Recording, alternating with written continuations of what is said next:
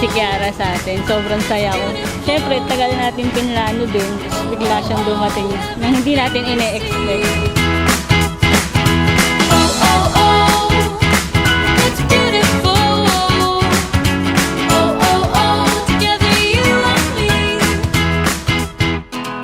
Ganun din, syempre, tuwan-tuwa. Lumalaki na siya, nakikita natin yung mga pagbabago sa kanya. Ang wish lang namin sa kanya sana lumaki siyang may takot sa Diyos. Masayahin Responsible. bata, Yun lang naman. pagmahal, matapos ng pag-aaral. Yun, ang sana mga makatapos ng hinihiling pag-aaral. natin.